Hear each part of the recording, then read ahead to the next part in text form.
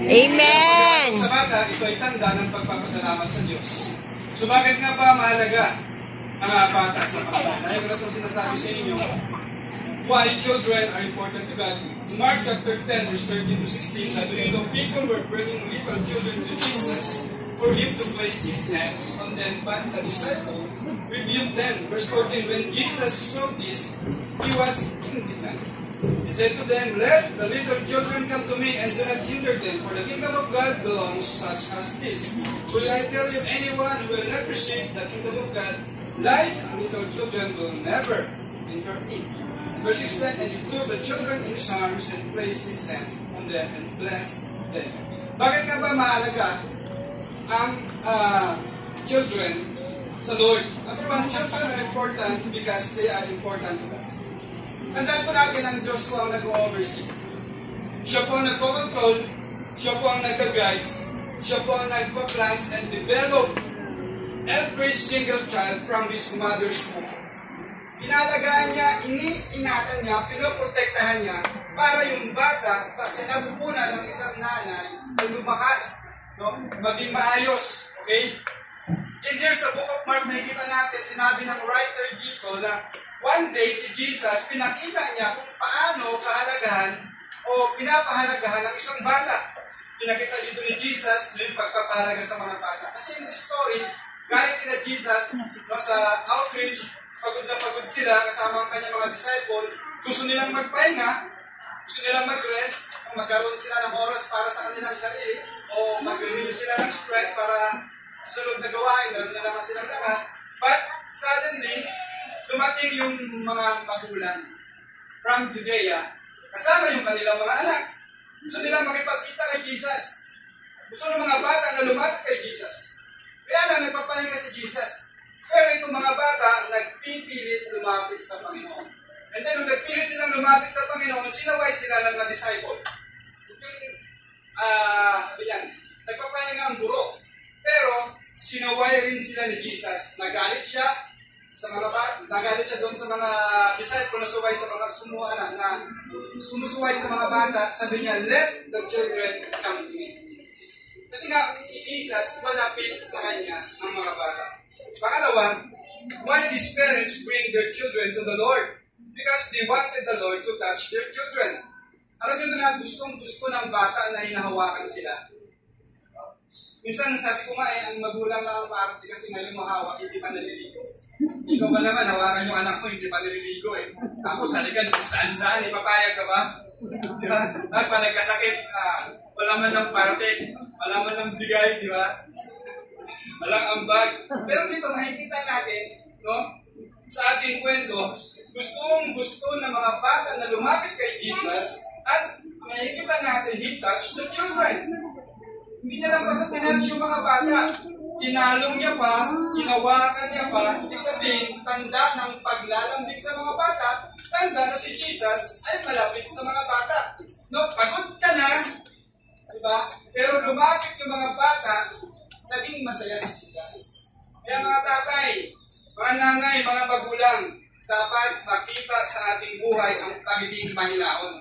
Amen. Pag naglalambing sa atin ang ating mga anak, huwag nating sigawan. Amen. Gusto lumapit yan sa'yo. Nagpapalambing yan sa'yo. Daddy, mami, pero ikaw, busy ako. Busy ka kakalaro. Kaya mga magulang, dapat mahaba ang ating pasensya pagdating sa ating mga anak. Amen. Sa ating taniman ng puro galit. Amen. Amen.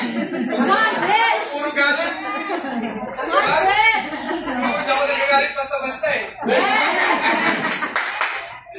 So, di ba natin kabuti ang Panginoon, pinakita niya rito, ang Diyos na makapangyarihan, gumawa ng langit at lupa, nag-create ng lindol, bagyo, kung ano pa man, nagpaparusa doon sa taong makasalanan. But here, makikita natin, pinakita niya ang kanyang pagmamahal sa pamamagitan ng pag-touch niya sa mga bata. Okay?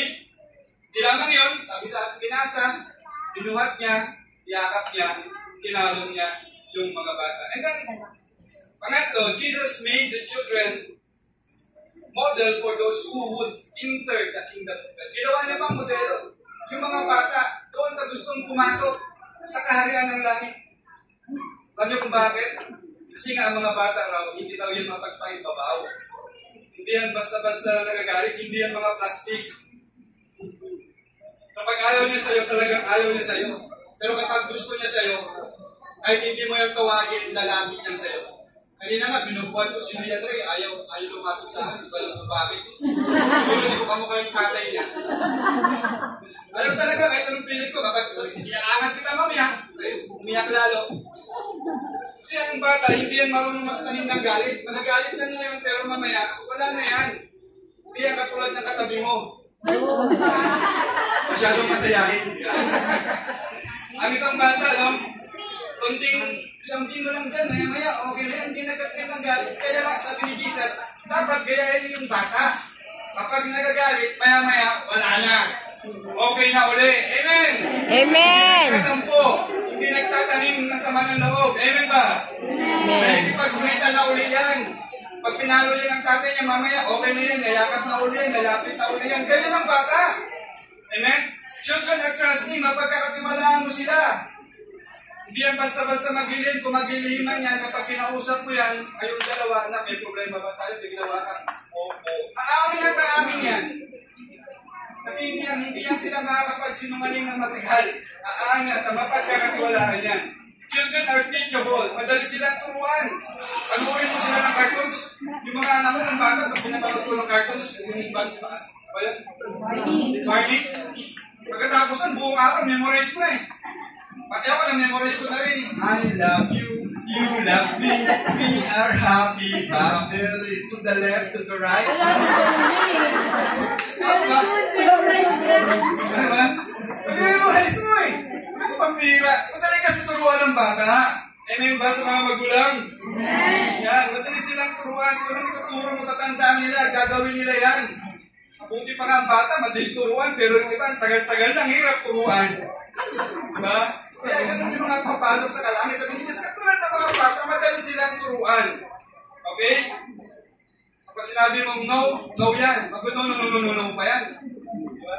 Yung mga bata, ang galing turuan kapag praise and worship. Pero kami sa church, hindi yung wala pa rin yun. Bida-bida din yun eh.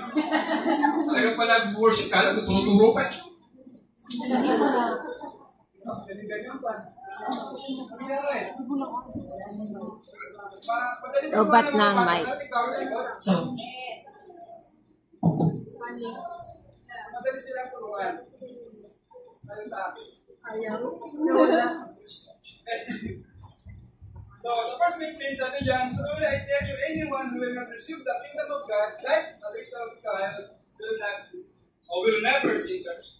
Kaya nga children, important sa Lord, kay Jesus, He touched them, blessed them, and took them in His arms. He made them the model for those who enter the kingdom of God. And verse 16, and took the children in His arms, placed His hands on them, and blessed them. So Jesus took the children in His arms, placed His hands, and blessed them. Alam niyo ba ibig sabihin na yun? Bless them. Pinagpala niya, pinag-pray niya, at yun yung gagawin natin today kay Ian at kay Samsam. Pag-pray natin sila upang yung blessing ng Lord, protection ng Lord ay sumagana sa kanilang buhay. Amen po ba? Amen! Pagpakan natin si Lord. Alam ko yung tayo nito ay may mga bagong mukhang nakikita ng mga sa pasay ng pag-ibigya sa iba pa. So, would like to take this opportunity na panalangin kayo sa Lord. Pero before that ay gusto ko kayong patanggapin sa Panginoon, magkaroon kayo ng personal relationship kay Jesus. Maaaring kilala mo siya, pero wala kang personal relationship sa Kanya. This is the right time to accept Jesus. Okay? Sunod po kayo sa akin sa panalangin. Sabihin po natin, Panginoon Jesus. Panginoon Jesus, ako'y lumalapit, humihingi ng tawad sa aking mga kasalanan. Patawarin niyo po ako sa aking mga kasalanan simula noon hanggang ngayon.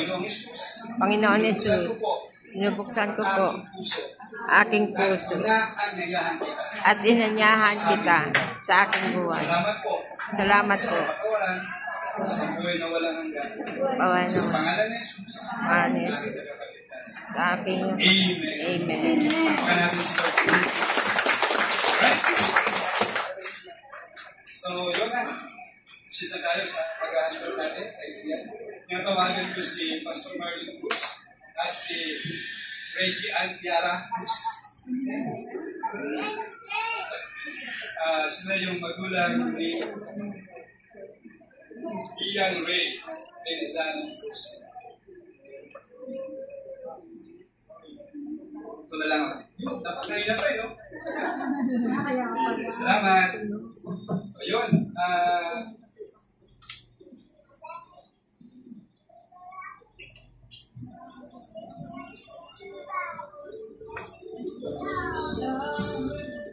Sige, Pastor Rory, narito na ba? Dapat. Si Kuya Paul Sullivan Hernandez, tinatawagan ko sa secretary natin. Ito tayo sa Kuya Paul. Si Roy Alexander Padilla.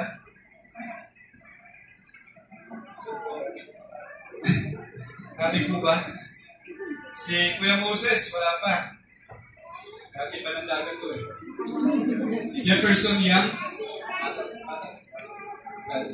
Si Jurel Jeroneo. Tayo sa Nina, si Ate Julie Tultuan. Ate Julie. Si Ate Joyce, wala pa din. Si Ate Jane Monatalia.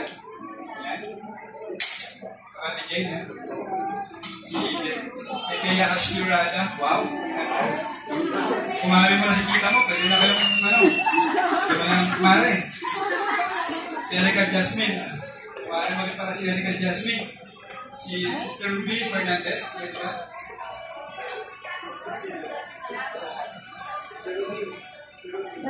Sister David, Laba. Si Maria Corazon Bañez.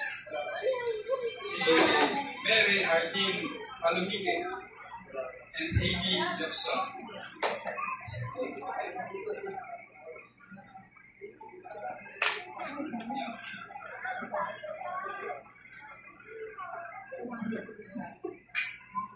Kasi pag-pray natin sila sa Panginoon today. Kayo bang mga kasama natin dyan this morning? Hindi ba kayong mag-pray? Kasama sa inyong panalangin si Lian everyday. Amen! Sa mga second parent natin. Kayo po ba ay nakahandang ipag-pray si Lian? Kasama na sa inyong panalangin everyday. At kapag tumating ang time sa kanyang maglaki na hindi natin siya gutom, dahil pinalayas ng nanay, hindi pinapakain, willing pa kayong pakainin si Lian? Willing pa kayong sawayin si Lian kapag siya'y nagkakamali? Alright? So, gagawin natin, pag-pray natin si Lian. At sa natin ipag-pray si Ate Sapsap. Pwede po ba tayong tumayong lahat? Mga minamahal.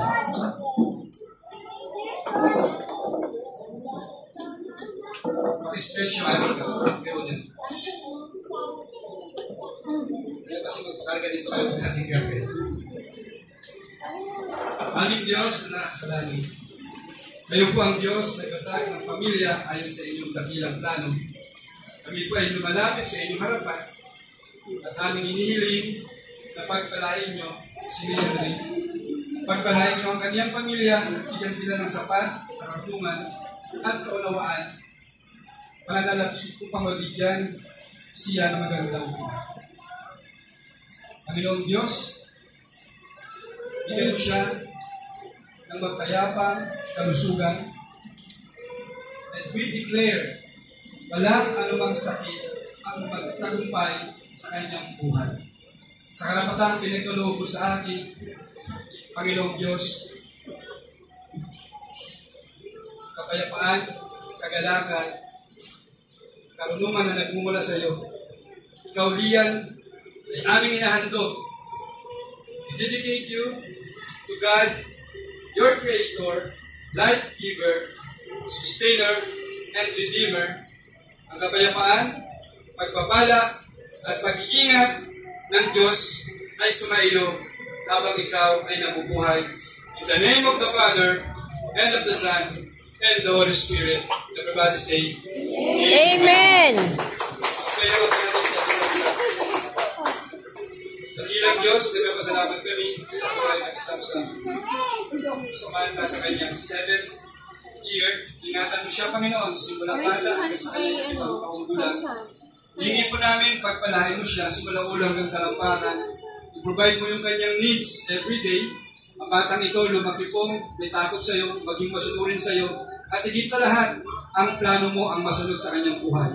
Dalangin po namin, buksan mo ang durungawan ng kalangitan, at bigyan mo siya ng masaganang kaarawan, humaba ang kanyang buhay, na naglilingkod sa iyo, na nagtatagumpay, anuman ang kanyang marating sa iyo, sa hinaharap, ang plano mo ang masunod sa kanyang buhay.